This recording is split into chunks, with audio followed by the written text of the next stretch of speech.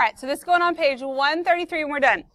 We are going to convert between polar and rectangular coordinates. Okay, so we've talked about, you know rectangular stuff, your XY stuff, you're good at that.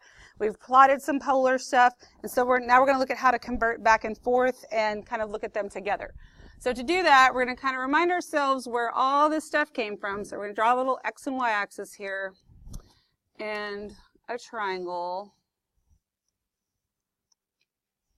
So this would be my X, this is Y, this is R, and this is theta. Okay? So way back when we started with the unit circle, that's pretty much, you know, what we had, a little right triangle in the coordinate plane. We know all about right triangles, so I know from the Pythagorean theorem I can do x squared plus y squared equals r squared. Do y'all agree with that? Okay, so then from that triangle specifically, the cosine of theta is equal to what? No, cosine is what over what? SOHCAHTOA? It's not a trick question. Adjacent over hypotenuse. So for theta over there, the adjacent over hypotenuse would be x over r. Good. And then sine theta would be y over r, and tangent theta would be x over y. Okay, so do we all agree with that from that triangle? Like that's old news, that all works, right? So this says, given point P with polar coordinates r theta, the corresponding rectangular coordinates x, y are given by blank. Well, here's how x, y, r, and theta are all related to each other. Just to see x and r together is right here. So if I solve this for x, I would multiply both sides by r, so x is equal to r cosine theta. Make sense? That's what goes here. X equals r cosine theta. So y, here's my y and my r and my theta are related, so y would be equal to r sine theta. So as far as the ordered pairs are concerned, xy just maps to r cosine theta, r sine theta.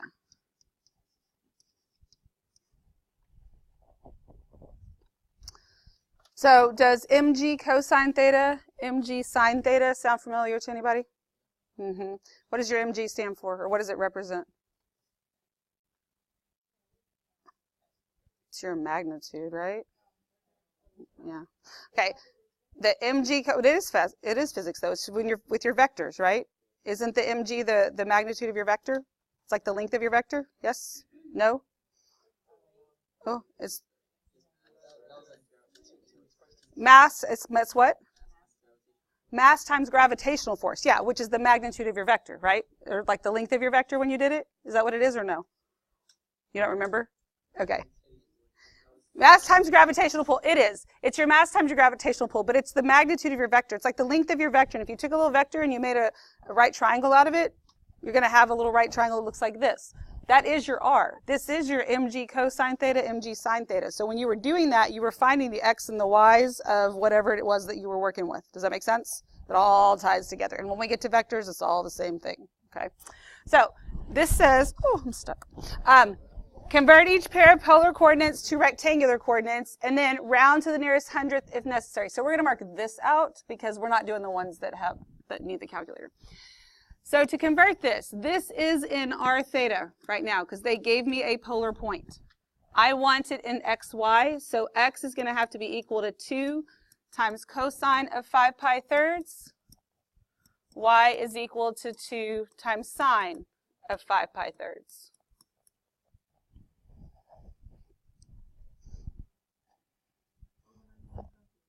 Yeah, we don't need it. Because now x is equal to 2 times, what's the cosine of 5 pi thirds?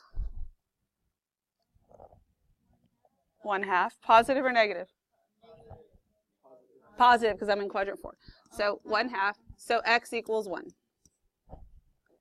Then y equals 2 times, what's the sine of 5 pi thirds? Square root of 3 over 2. Positive or negative? Negative. Good. So negative, which means that y is equal to negative square root of 3.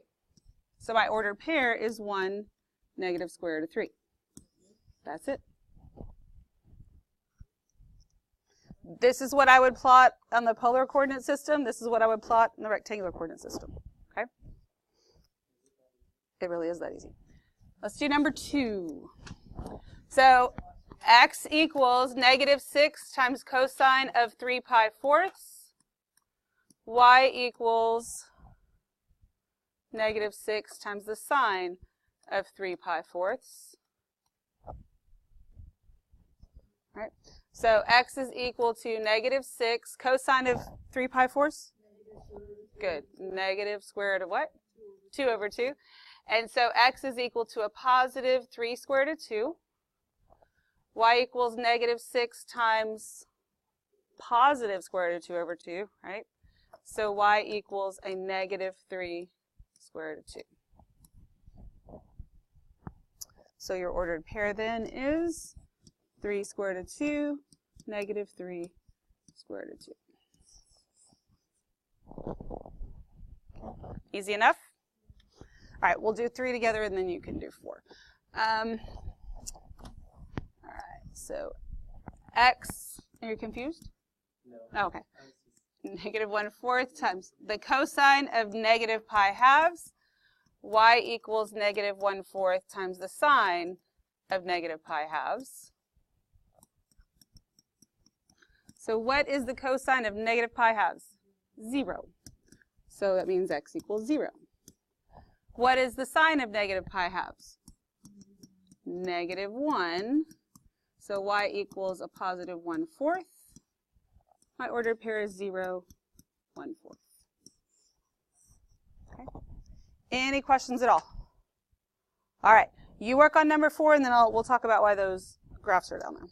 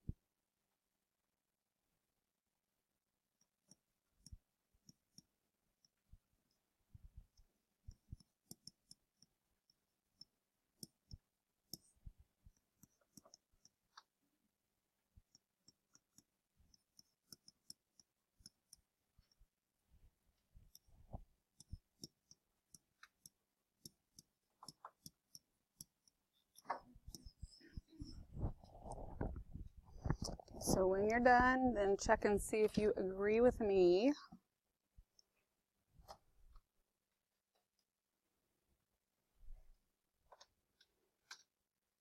Okay. Are we all good?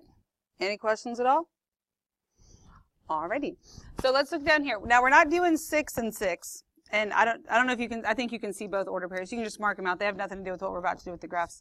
But on this polar graph here, we're going to graph some of the polar points that we had up there.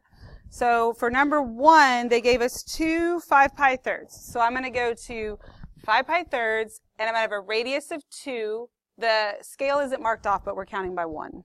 Okay. And then I'm going to label that point 1. So that was number 1 that we graphed. Then we're going to graph number 2. So for number 2, I'm going to go to 3 pi fourths, and then -6. Well, this only has 5 on it, so you're going to have to go out here and kind of put the point on the number. And this is number 2. I added these on there at the last minute, and I didn't double check that it actually fit on the grid. That was my bad. And then number 3 is -1/4 negative pi halves. So I go to negative pi halves, -1/4, and this is number 3. And number 4 goes too far off the graph to worry about. These are good enough. Okay, so now we've got those. Those weren't too bad to graph, right? Now we're going to go plot the rectangular points that correspond to that. So on number 1, we had 1, then negative square root of 3. Well, square root of 3 is about 1.73. So we'll go to 1 and then negative 1.73 somewhere about here, and that's number 1. So number 2, 3 squared root of 2 is about 4.24. So I'll go to the right, 1, 2, 3, 4.24, and then down, 1, 2, 3, 4.24. So it's about right there. No. That's why I'm just telling you. That's a good question. No, you're not supposed to just know that, but it wasn't worth y'all getting calculators. I just figured I'd just tell you. And then 3 is 0, 1/4. So that one's pretty easy. Now look at your 2 graphs. What do you notice about the points? They're in the same spot, right? So you know I've been telling you, like I could take this graph and I could pick it up and I could superimpose it over the other one. I mean, I can't physically pick it up, but we can graph them both. And remember, whether it's in rectangular or polar, they're just different directions to get to the same place. And we had to estimate on these two, right? And I had to estimate on this, but if I actually had a circle there, these I'm all pretty confident about because they fell right on where I needed to be. So that's why sometimes graphing stuff in polar makes more sense because you can be more accurate depending on the type of information you're using and what you're trying to do with it and whatnot. But either way, it's the exact same points in the exact same place. Okay, does that make sense? All right, good. So let's, you can go ahead and flip it over, but I'm going to go back up to the top for just a second. So to get from polar to rectangular, we used these 2 pieces of information. These 2 pieces of information is what we're going to use to go the other way. So I'm going to rewrite them at the top of the next page here. So I know that we have x squared plus y squared equals r squared. But I'm not really interested in r squared. I want r. So I'm going to take the square root of both sides, and r is equal to the square root of x squared plus y squared. Now, plus or minus is a big deal here, but when you're talking about the radius in the rectangular coordinate plane, it's always going to be positive, right? So the part that we use kind of for our formula, it's just the positive part of that, which means we just don't put anything, okay?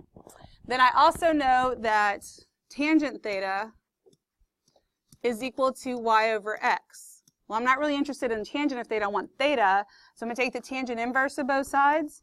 So theta equals the tangent inverse of y over x. So just by manipulating those 2 little pieces of information that come from that triangle, I can convert. It says given point P with rectangular coordinates x, y, the corresponding polar coordinates r, theta are given by this. R is the square root of x squared plus y squared, and theta is the tangent inverse of y over x.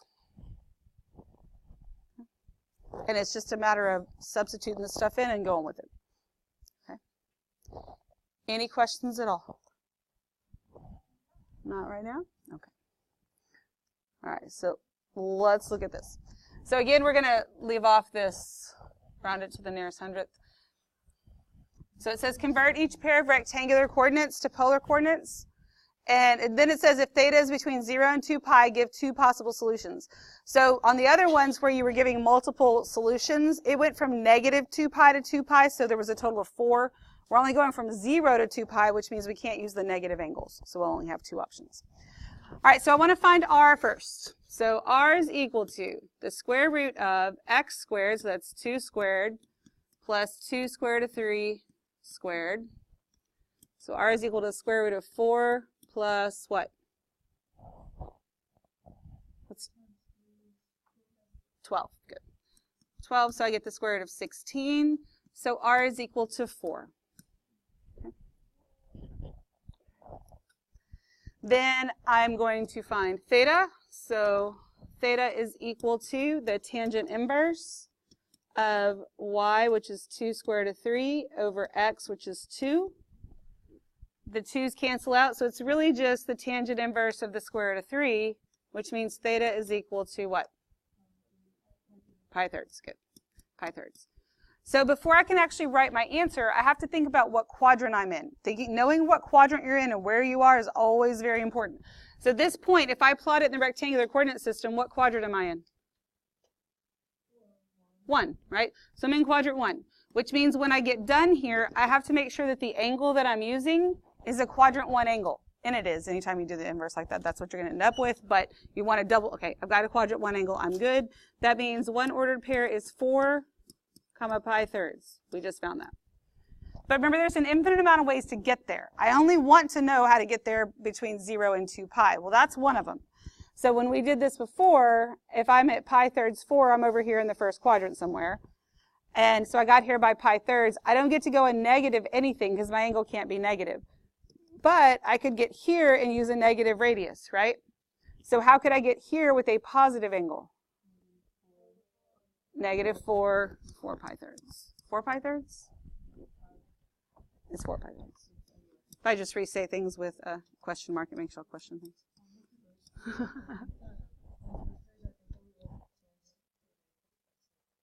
Did we? Oh no, I hope we didn't. On the front? Oh my Lord, have mercy, we did. Good Lord. I don't know if somebody just said that and that's what I put, or if I hope I didn't say it right.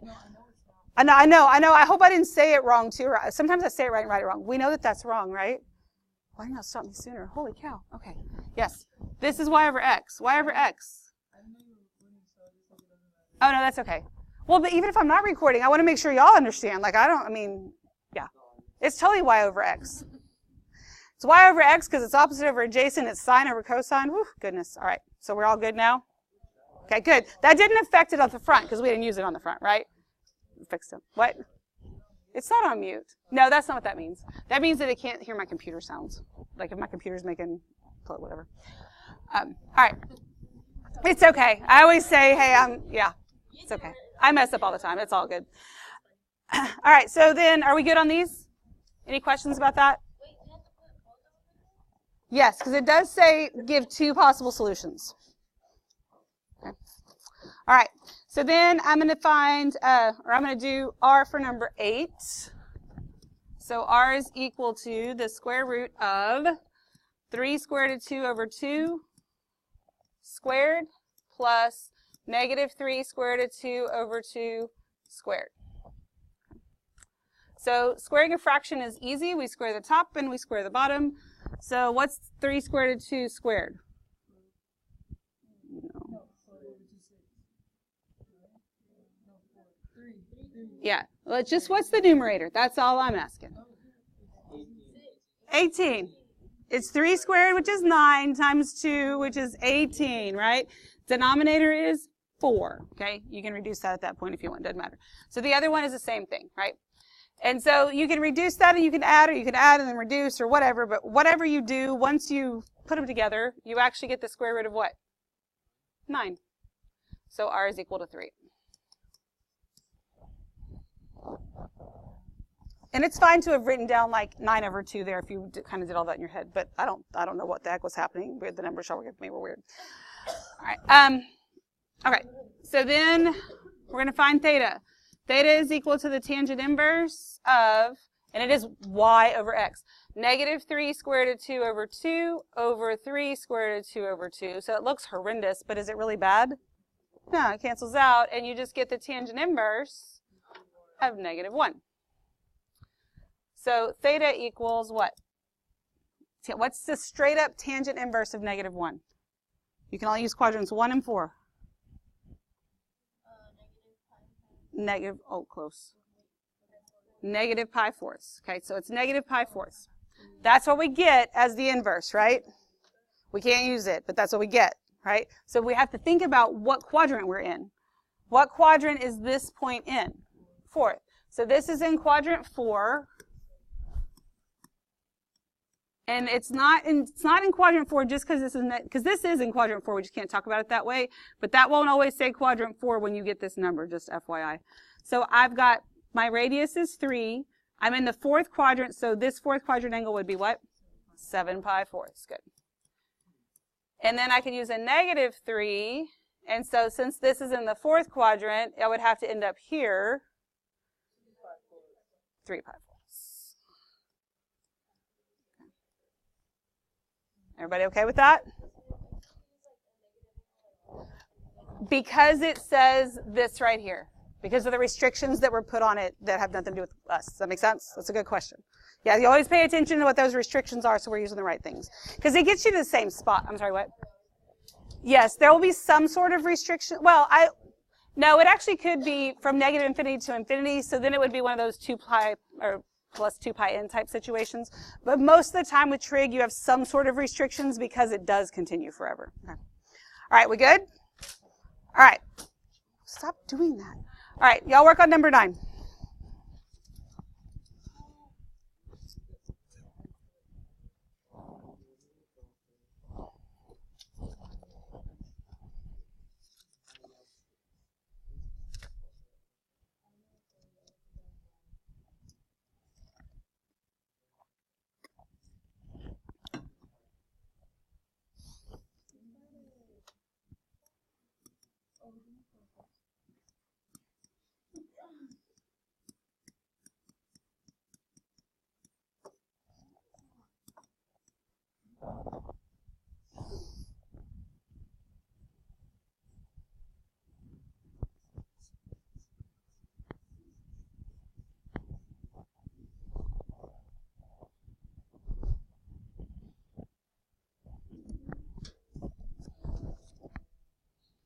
Caitlin, did you mean to throw this away?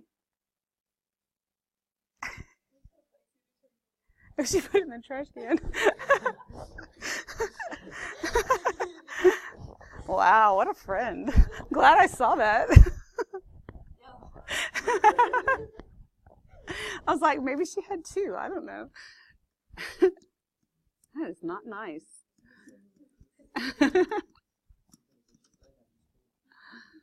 Yeah.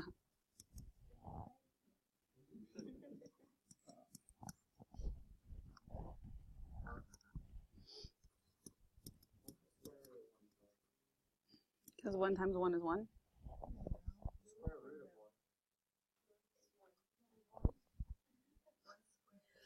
Yes? What else would it be?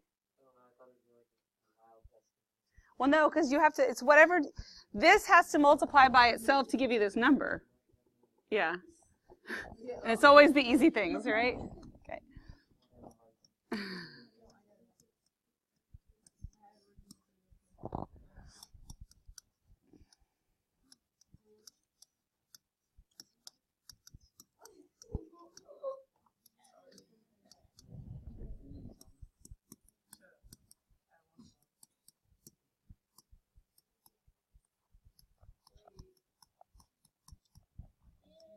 What are we confused about?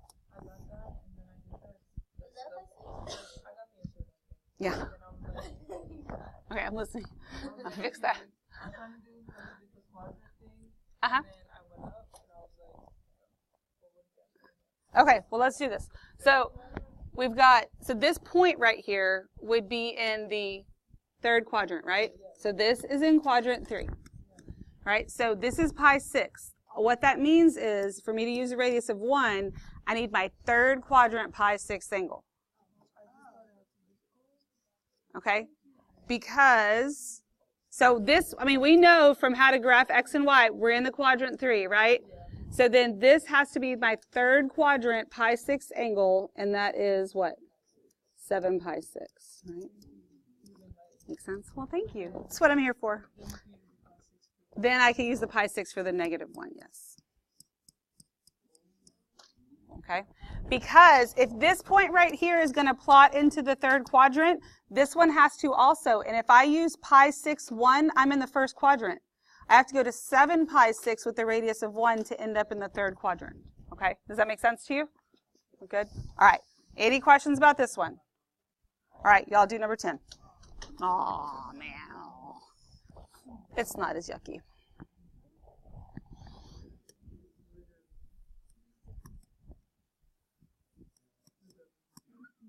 Oops. Oh, gosh.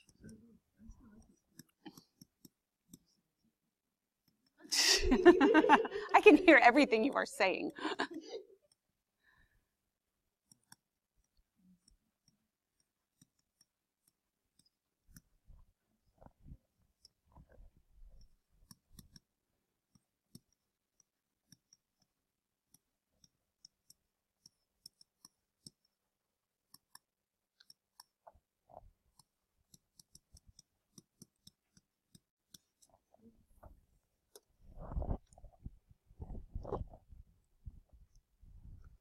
See if you can figure the quadrants out.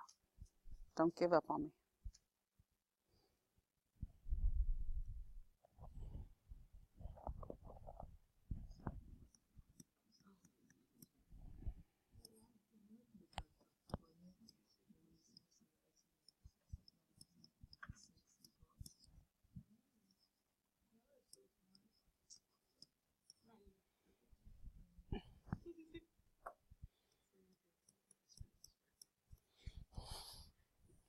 Don't make me laugh. 302. Okay. Did I lose you all? You're looking at me like I'm crazy. Ask me a question. What's wrong, Brittany? Your facial expressions give you away every time. Okay, you're good. Yeah, but it's not. It's in a different quadrant. Yeah, so that's why I said it's, when you end up with that negative right there, that doesn't necessarily mean that you'll always use that fourth quadrant. It depends on where this point actually is. Okay, you have more than one option there. Do we understand why they're this way? And which quadrants? Yeah. Okay. I looked at the wrong column. I was like, where did you get 3 from? Okay, go ahead.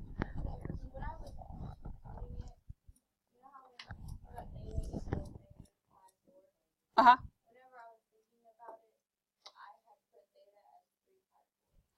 Okay, so because you had already thought through the quadrants, is that what you're saying? Okay. And there's really nothing wrong with that. I really don't want y'all to lose sight of the fact that when you just are straight up taking the inverse of it, you only have the options of the first and second quadrant. But it's fine to, as long as you're using this one because you've thought through the quadrants and not this one just because it would be negative there. Does that make sense to you? And that's okay. Well, what she was saying was instead of this, oh, go ahead. No, go ahead. No, go ahead. I want to make sure I understand your question. Okay. No, okay, so on both of these we get negative pi fourths, right? And so as long as you understand that we didn't have the same thing here because it depends on what quadrant we were in. Yeah. Uh-huh. Yeah, you only get to use the first and fourth. But what she's saying is she pretty much just jumped to this because she knew it had to be negative and she knew it had to be a quadrant 2 angle, and that's okay too. You were doing something else. Yeah. Okay, but it has to be, yeah. All right, good. Does that help? Oh, good? All right, so over here, let's graph the polar ones again. Let me look at.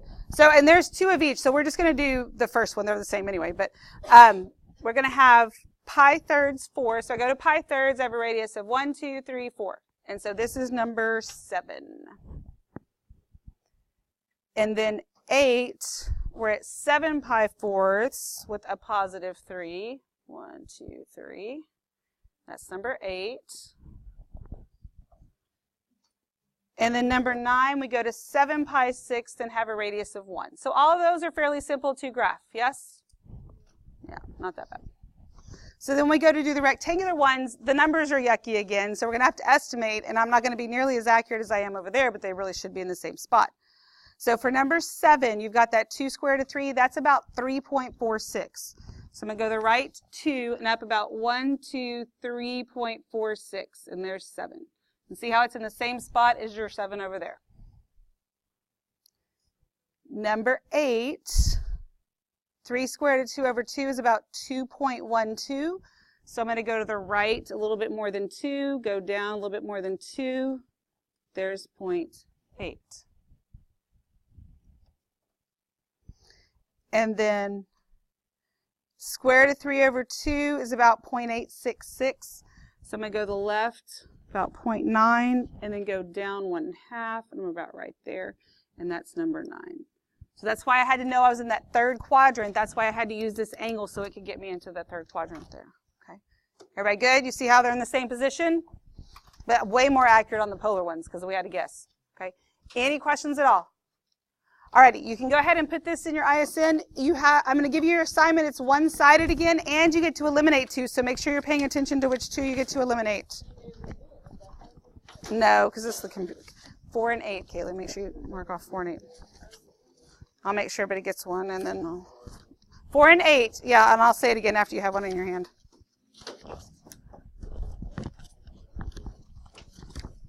Okay. Number 4 and number 8. Omit 4 and 8. They're just the ones that require the calculator. We just don't need to do them.